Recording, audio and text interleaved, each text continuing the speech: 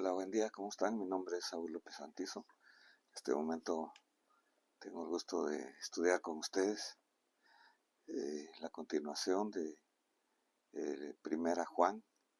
Ahora nos toca el capítulo 2, donde vamos a seguir estudiando acerca de la comunión con Dios, la importancia que tiene la comunión con Dios. La comunión con Dios es igual a la presencia de Dios. Cuando tenemos la presencia de Dios, nosotros vamos a tener la fortaleza de Dios, vamos a tener su guianza y vamos a tener la preparación que el Señor quiere que nosotros tengamos y le vamos a agradar en una mejor forma. Habíamos visto en el capítulo 1 anteriormente que la vida fue manifestada a través de la palabra eterna, o sea, el Hijo de Dios que se hizo carne. Juan dio testimonio diciendo de que él y nosotros le podemos escuchar con fe, podemos verle, podemos contemplarle y luego podemos palparle también en una experiencia personal a través de reconocerle como el Señor, el Salvador, el que perdona todos nuestros pecados y que está cerca de nosotros. Ahora dice así nuestra lectura: hijitos míos, os escribo estas cosas para que no pequéis. Aquí vemos entonces que el apóstol Juan está hablando como un padre le habla a sus hijos y está diciendo el propósito que tiene al escribirnos estas cosas, que es para que no pequemos. Es el propósito ya dentro de la familia de Dios. Sin embargo, en el proceso, en nuestro caminar, estamos sujetos a cualquier cosa, a pecar. Recordemos que pecar es fallar al blanco que el Señor nos ha puesto en su instrucción, en su palabra. Dice: si alguno peca, abogado tiene para con el Padre a Jesucristo el justo. Él mismo es la propiciación. Él es la propiciación por nuestros pecados. Y no solo por los nuestros, sino que también por los del mundo entero. Si alguno ha pecado, entonces tiene, como hijo de Dios, tiene la provisión de tener un abogado. Nosotros tenemos un abogado, entonces, que es un paracletos en griego. Es un defensor, uno que está al lado de nosotros para ayudarnos. En este caso, si alguien reconoce su pecado, el mismo Señor lo reconoce, pero Él pagó con su vida, con su sangre, el justo castigo que requería la justicia santa de Dios. Dice aquí que Él es abogado para con el Padre. Entonces, aquí hay un problema que se resuelve con el Padre, es entre familia. Cuando alguien que es hijo de Dios peca, no se siente bien, se siente incómodo y tiene que ir con su Padre, que es Dios. Jesucristo el justo, Él mismo es la propiciación. Esta palabra propiciación se refiere a la satisfacción de un Dios santo, de la justicia santa de Dios, por el castigo que fue pagado por Jesucristo, que dio su vida como un cordero santo en lugar de nosotros. Este sacrificio entonces es suficiente para todo el mundo entero, para cualquiera, no importa el lugar, no importa la condición que esté, no importa el pecado, cualquier persona en cualquier tiempo, en cualquier lugar. Sin embargo, tiene que creer, porque dice Juan 3:16, para que todo aquel que en Él cree no se pierda, sino que tenga la vida eterna. Muy bien, Entonces, lo primero que hemos visto entonces ahorita es de que tenemos que confesar nuestros pecados. Como decíamos en el capítulo anterior, el Señor nos perdona porque hay un abogado para restaurar la comunión con Él. Pero en segundo lugar dice aquí, en esto sabemos que hemos llegado a conocerle si guardamos sus mandamientos. Entonces, ¿dónde vemos los mandamientos del Señor? Los vemos en su palabra, es la instrucción de su palabra, la que tenemos nosotros que guardar, pero tenemos que estudiar la palabra de Dios, tenemos que meditarla, comprenderla con la revelación del Espíritu Santo y practicarla. El Señor dice en Juan 14:15, si me amáis, guardad mis mandamientos. Es lo contrario de lo que se tenía en el antiguo pacto.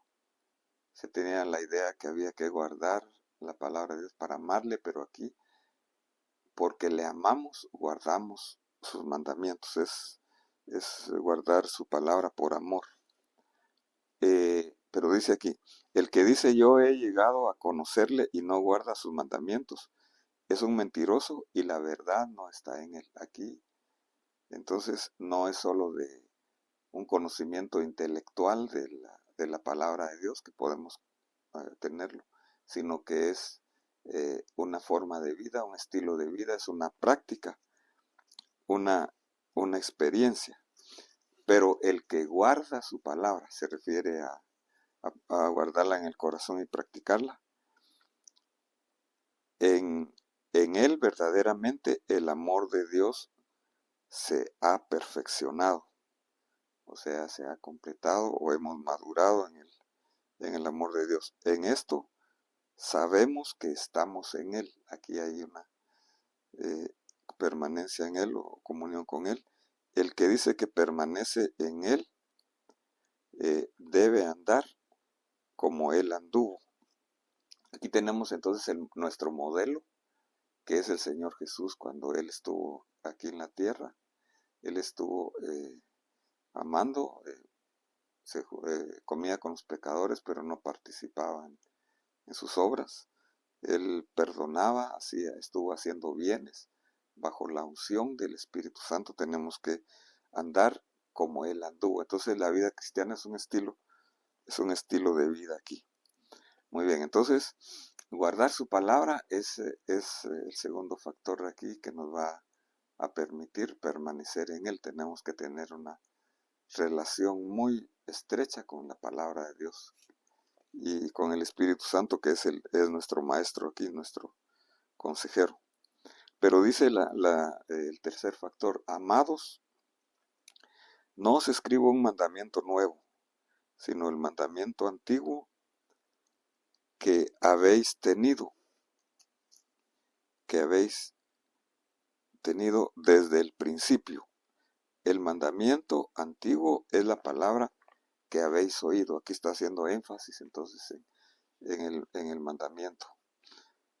Por otra parte, o otra vez, os escribo un mandamiento nuevo, el cual es verdadero en él y en vosotros, porque las tinieblas van pasando, y la luz verdadera ya está alumbrando. El que dice que está en luz y aborrece a su hermano, está aún en tinieblas, o hasta ahora está en tinieblas. Entonces, el mandamiento nuevo aquí se está refiriendo a amar a nuestros hermanos, especialmente a los hermanos en la fe. El que ama a su hermano permanece en luz y no hay causa de tropiezo en él. Entonces, aquí dice que las tinieblas van pasando. Eso quiere decir que es un proceso que se tiene que ir trabajando. El mismo Juan, el autor de esta carta, tuvo la experiencia. A él y a su hermano los conocían como los hijos del trueno, porque tenían un carácter así bastante fuerte, violento. En cierta ocasión, Juan le pidió al Señor que que bajara fuego del cielo sobre una ciudad de samaritanos que no recibieron al Señor, y Jesús lo reprende y le dice que no es así. Tenemos este pasaje en Lucas 9:54. Él después fue llamado el discípulo del amor, porque el Señor lo cambió totalmente en este proceso. Entonces el que ama a su hermano permanece en luz. El que no ama a su hermano está como cegado. Por eso es de que muchos han hecho daño, hasta cometido cosas terribles contra sus hermanos, porque hay una ceguera espiritual. El que aborrece a su hermano está en tinieblas y anda en tinieblas. No sabe a dónde va porque las tinieblas han cegado sus ojos. Entonces, no importa cuál sea la necesidad de nuestros hermanos, puede ser una necesidad espiritual, puede ser emocional, puede ser de salud, puede ser económica.